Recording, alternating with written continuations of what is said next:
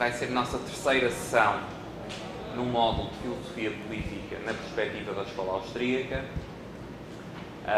Nas duas sessões anteriores, recordo, vimos primeiro alguns problemas centrais, ou os problemas centrais da política e o que é que poderíamos chamar de resposta liberal para esses problemas, para essas questões. Depois, na sessão de ontem, procuramos situar a escola austríaca na evolução da tradição do pensamento liberal. Falámos inclusivamente de vários tipos de liberalismo, várias interpretações da evolução ao longo do tempo. Hoje vamos falar de liberdade, justiça, Estado de Direito e democracia na perspectiva da escola austríaca. Okay? Portanto, hoje vamos nos centrar na escola austríaca, depois de estar situada a escola austríaca na tradição liberal. E na próxima sessão, que será a minha última e também a última deste módulo, vamos falar da crítica ao socialismo na perspectiva austríaca e de propostas alternativas inspiradas, eu não gosto muito de dizer da escola austríaca, inspiradas pela escola austríaca, não é? Porque há mais divergência, há mais possibilidades e, portanto, acho que é melhor dizer inspiradas pela perspectiva austríaca do que falar as propostas da escola austríaca. Não é? Na sessão de hoje, portanto, subpontos da sessão de hoje, vamos começar por falar do conceito de ordem na perspectiva da escola austríaca. Já falamos por mais de uma vez aqui de ordem espontânea e ordem dirigida. O que vamos fazer neste primeiro subponto é sintetizar, sumariar essa discussão sobre ordem na perspectiva da escola austríaca. Para esta discussão há um livro, ou três livros que são muito importantes, que eu descobri ontem pelo vosso colega, ontem não, ou anteontem, que há uma tradução aqui no Brasil, que é o Direito, Legislação e Liberdade, Law, Legislation and Liberty, que é uma trilogia, são 3 livros, do Hayek. É talvez a obra mais importante, ou provavelmente a obra mais importante em termos da exposição do conceito de ordem na perspectiva da escola austríaca, é a exposição mais desenvolvida. Depois vamos falar do conceito de liberdade, e aí vamos falar em particular do conceito de liberdade positiva e do conceito de liberdade negativa. Vamos falar também da ideia de justiça e dos seus limites. Seguidamente vamos falar do conceito de lei e das características do Estado de Direito na perspectiva da escola austríaca. E vamos concluir falando sobre aquele que seja talvez o tema mais controverso neste âmbito, que é a relação entre democracia e liberalismo. Como habitualmente, quando não perceberem algo, por favor, perguntem no momento. Se tiverem também alguma dúvida que seja imediatamente relacionada com o que eu estou falando, perguntem no momento. Se for um comentário mais geral, guardem para a parte final da sessão, em que eu deixarei para a parte final de cada parte da sessão um período para discussão entre nós. Cataláxia e ordem liberal. Como já falámos aqui por várias vezes, há um contraste muito importante para a escola austríaca, que é o contraste entre ordem espontânea e ordem dirigida. Eu recordo que numa das discussões de ontem houve uma questão sobre em que medida ser liberal, ou ser conservador, ou ser socialista era dar mais ou menos importância à ordem. E eu respondi qualquer coisa como: não é uma questão de que importância você dá ao conceito de ordem, é que conceito de ordem você tem. Okay? Isso é o fundamental na perspectiva austríaca. E, como já vimos, para a escola austríaca, do ponto de vista social, o conceito, o tipo de ordem mais importante é a ordem que resulta da ação humana, mas não necessariamente do plano de um ser humano ou de um conjunto de seres humanos. A este tipo de processos que resultam da interação voluntária entre os vários seres humanos e que por essa interação geram ordem, sem que haja um planejador, sem que haja alguém que dirige essa ordem, nós chamamos ordem espontânea. Há uma expressão em inglês que também dá a ideia desta distinção de uma forma que me parece particularmente feliz, que é a distinção entre grown order e made order. Portanto, grown quer dizer ordem, literalmente seria ordem crescida, desenvolvida, mas é na ideia de uma ordem que se desenvolve neste sentido espontâneo, uma ordem que resulta de um crescimento, resulta de uma evolução. E a outra, a made order, é uma ordem que é criada de fora, que é uma ordem criada, por assim dizer, artificialmente, que é uma ordem dirigida.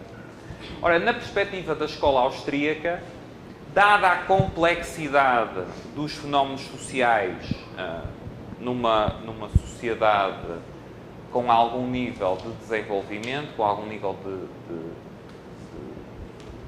complexidade ela própria, há uma série de relações que só podem ser organizadas de modo eficaz se assentarem em processos de ordem espontânea. Ou seja, que nenhum mecanismo de ordem dirigida consegue satisfatoriamente estabelecer. Okay?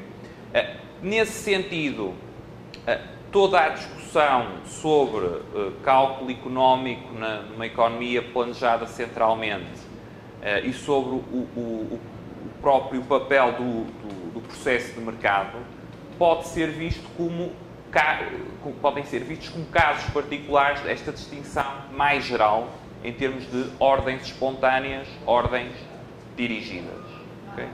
Ainda que, claro, depois em termos económicos haja especificidades próprias que ocorrem quando falamos de mercados, quando falamos de cálculo económico. Esta distinção está também associada a uma outra, que é, eu aqui peço desculpa pelo uso do inglês, mas não consigo arranjar duas palavras em português que exprimam tão bem a distinção. Vou tentar aqui depois explicar a ideia e usarei várias palavras em português, mas não me consegui decidir por duas que exprimissem bem a distinção, que é a distinção entre, Hayek chama rules, associados à noção de ordem espontânea, e commands. Ora bem, o que é que esta distinção,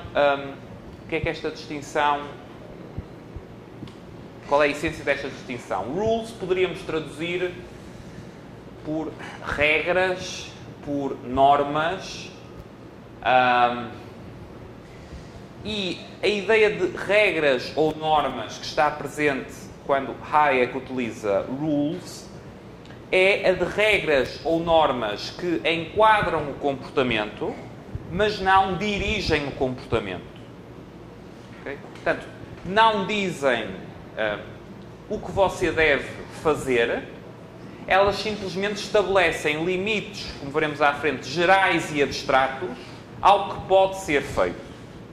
Portanto, as rules são a característica, em termos de ordenação do comportamento, de uma ordem espontânea. Os commands, que nós poderíamos traduzir por comandos, ordens no sentido de instruções, ok? Mas é que, como digo, é difícil ter uma palavra só que não seja equívoca e que traduza bem a ideia, não é? Portanto, mas commands no sentido, pensem no que acontece no exército, não é? Quando o sargento diz para o soldado, faça isto, marche assim, ok? Portanto, aí estamos a falar de instruções, de ordens, que visam uma ação concreta, que dirigem a ação. Okay? Uma ordem dirigida, por contraponto a uma ordem espontânea que assenta em rules, terá de assentar necessariamente em commands.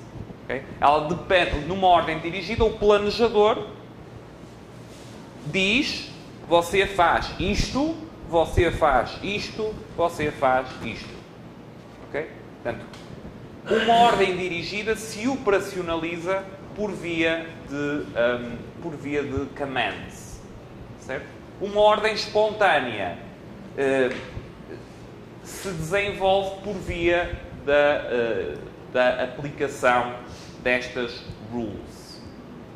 E estas normas, para Hayek, são algo que não é, como dizer, resultado ou pelo menos resultado exclusivo do desenho, do planejamento humano. São algo que tem uma forte componente evolutiva. Okay? E para isso, mais à frente, no subponto seguinte, falarei mais sobre este aspecto, mas é neste aspecto talvez que o Law, Legislation and Liberty, o livro que eu falei há pouco, é especialmente importante. Uma terceira faceta, uma terceira dimensão desta distinção, ordem espontânea e ordem dirigida, não é? Tem a ver com aquilo a que ou aquilo a que nós prestamos mais atenção. No primeiro caso, no caso das ordens espontâneas, a preocupação essencial é com os processos, é com se a forma como alguém agiu respeitou ou não as regras estabelecidas. Okay? No segundo caso, no caso da ordem dirigida, a preocupação é essencialmente com os resultados. Porquê com os resultados? Porque os commands, ao contrário das rules, são orientados para um determinado resultado. Se o sargento diz, fala para o soldado, marche, aquilo com que eu vou estar preocupado é se o soldado marchou ou não marchou. Certo? Agora, se eu estou a falar de um contexto em que as pessoas são livres de andar por onde quiserem, desde que respeitem determinadas regras, ou seja, não choquem com outros, não passem por cima de outros, não violem a propriedade de outros, mas dentro dessas regras podem ir para onde querem ir. A minha preocupação não vai ser para onde vai cada pessoa, ela é livre de escolher para onde vai. A minha preocupação vai ser ver como é que a pessoa anda, se ela anda respeitando ou não, se ela anda de uma forma que respeite ou não as tais regras que estão estabelecidas. Não é? Se ela não vai contra ninguém, se ela não viola a propriedade de ninguém, etc.